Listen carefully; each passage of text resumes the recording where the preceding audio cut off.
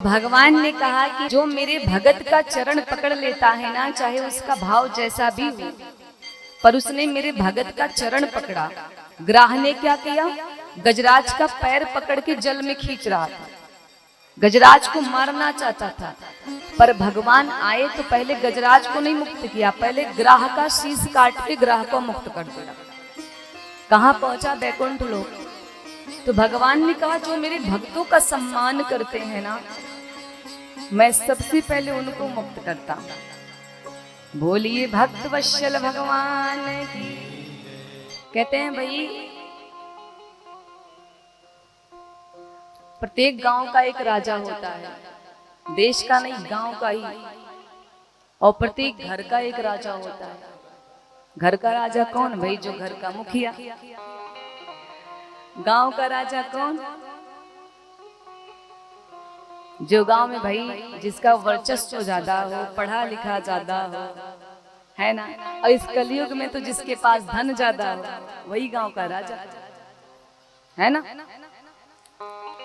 लेकिन बरसाने में ऐसा नहीं है। बिहारी जी के ऊपर भी राज करती हैं कौन? मेरी बरसाने वाली राधा रानी, श्यामा प्यारी। भगवान के भगत को भगवान की कथा मिलती रहे, भगवान का भजन मिलता है, इससे ज्यादा उसके लिए कोई चीज महत्व तो नहीं रखती। और हम सबको प्रभु की कथा मिल रही है, आनंद से बैठ कर सुन रहे हैं। अब इससे ज्यादा और क्या इच्छा हो सकती है मन की? कुछ नहीं। कल आप लोगों ने श्रवण किया कि गोकुल में आनंद हुआ। सुखदेव कहते हैं परीक्षित, गोकुल में हम लोग गाते हैं ना, नंद के आनंद भयो जय कन्हैया लाल की, है ना। ऐसा क्यों कहा गया? अब तो ये भी कह सकते थे ना कि नंद घर कृष्ण भयो जय कन्हैया लाल की, है ना। लेकिन ऐसा नहीं होता। क्यों ऐसा कहते नहीं है? क्यों नहीं कहते? क्योंकि जो आनंद को भी जन्म देने वाले हैं, आज साक्षात उनका प्राकट्य हुआ गोकुल में। इसलिए कहते हैं जो आनंद को भी आनंदित करने वाले हैं, आज वो प्रगटे हैं नंद बाबा के घर। इसलिए नंद के आनंद भयो जय कन्हैया लाल की। तो भाई कल यहाँ पे हाथी भी आए थे, घोड़े भी आए थे, ढेर सारे खिलौने भी आए थे। आनंद से बड़ा प्रभु का जन्मोत्सव मनाया गया, खूब आनंद हुआ, माताओं ने भी खूब आनंद लिया। प्रभु आए, लेकिन प्रभु आए तो, पर प्रभु के आने से प्रभु के मामा श्री कंस की समस्या बढ़ गई।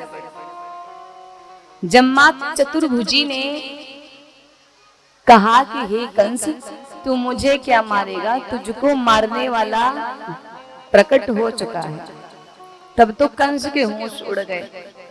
हाथों को जोड़ के कहता है कि हे मां, आपने ये तो बता दिया कि तुझे मारने वाला आ गया है, कि अब केवल इतना बता दो कि वो कहां प्रकट हुआ है। मां ने कहा ये नहीं बताऊंगी, पर इतना समझ कि तुझे मारने वाला तेरा काल इस पृथ्वी पे प्रकट हो चुका है, तेरी लाख बंदिशों के बाद भी। अब तो कंस की परेशानी और बढ़ गई। अब उसको 24 घंटे एक ही डर कि ना जाने मेरा काल किधर होगा और कब आके मेरा श्रीमन नारायण कर दे। बड़ा भयभीत रहने लगा। मेरे प्रभु कल आए, और प्रभु आने के बाद पहुंच गए कहां? गोकुल। ये देखो विचार करने वाली बात है ना। कहते हैं बच्चा जब जन्म लेता है तो सबसे पहले क्या करता है? रोता है।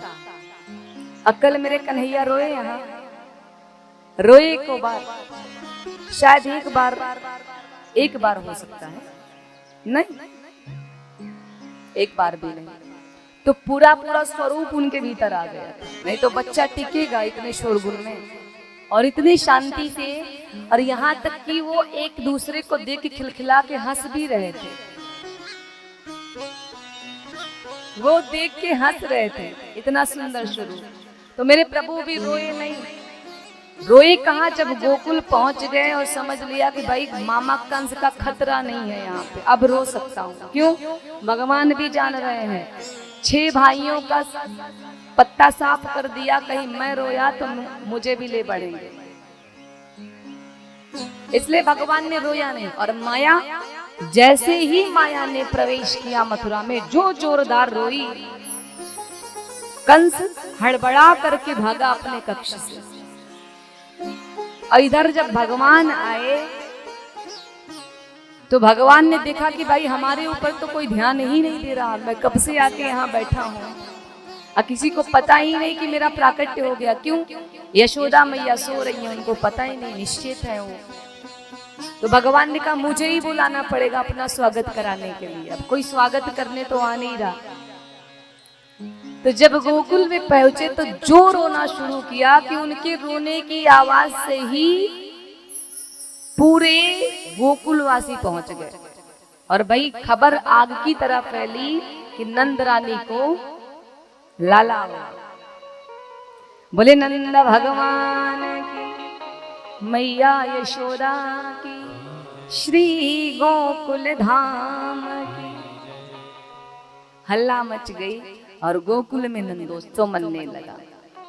अब तो रोज उत्सव मन रहा है। बाबा नंद की बहनें हैं नंदा, कहते हैं कि जब भाभी को बालक होता है तो जो ननद होती हैं वो कुछ लेती भी हैं, है ना, कुछ काजल लगाने की रस्म होती है और बहुत सारी ऐसी रस्में होती हैं। तो आज सबसे पहले किसने देखा? नंदा मैया ने देखा, जो भगवान नंद, जो महाराज नंद की बहन है। देखी लल्ला हुआ है तो वो प्रसन्न इतनी हुई कि भाग करके गई नंद महाराज के पास। अब नंद महाराज 100 वर्ष के बूढ़े हो गए हैं और जब बुढ़ापे में कहीं बालक हो जाए तो कितनी खुशी की बात।